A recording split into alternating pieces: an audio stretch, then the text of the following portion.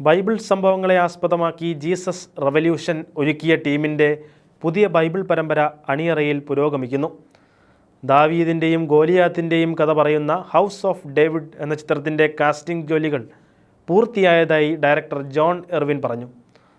John എർവിനും മുൻ Netflix എക്സിക്യൂട്ടീവുമായ കെല്ലി മെരിമാൻ ഹൂക്ക് സ്ട്രാറ്റനും ചേർന്ന് സ്ഥാപിച്ച വിശ്വാസാധിഷ്ഠിത മൂല്യങ്ങളാൽ പ്രവർത്തിക്കുന്ന സിനിമാ സ്റ്റുഡിയോയായ ദി വണ്ടർ പ്രൊജക്റ്റിൽ നിന്ന് പിറവിയെടുക്കുന്ന ആദ്യ സംരംഭമാണ് ഈ പരമ്പര. ഈജിപ്ഷ്യൻ അമേരിക്കൻ നടൻ മൈക്കൽ ഇസ്കന്ദറാണ് ദാവീദായി വേഷമിടുന്നത്. സാവുൾ രാജാവായി അലി സുലിമാൻ, സാമുവലായി സ്റ്റീഫൻ ലാങ്, ഗോലിയാത്തായി മാർട്ടിൻ ഫോർഡ്, ദാവീദിൻ്റെ ഭാര്യമാരിൽ ഒരാളായ അഫിനോമായി ഇസ്രായേൽ നടി അയലെറ്റ് സുറർ എന്നിവരും അഭിനയിക്കുന്നു. വെറുമൊരു വിനോദം എന്നതിനേക്കാൾ ലോകത്തിന് വീണ്ടും പ്രതീക്ഷ നൽകുക എന്നതാണ് തങ്ങളുടെ ലക്ഷ്യമെന്ന് ഹോക്ക് സ്ട്രാൻ പറഞ്ഞു.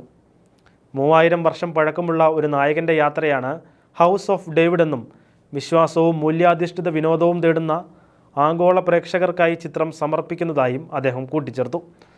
MGM സ്റ്റുഡിയോയുമായി കരാറിൽ ഏർപ്പെട്ടതിന് ശേഷം ആമസോൺ പ്രൈം വീഡിയോയ്ക്കായുള്ള ആദ്യ പ്രൊജക്റ്റായ ഹൗസ് ഓഫ് ഡേവിഡിൻ്റെ നിർമ്മാണം ഗ്രീസിൽ നടന്നുകൊണ്ടിരിക്കുകയാണ്.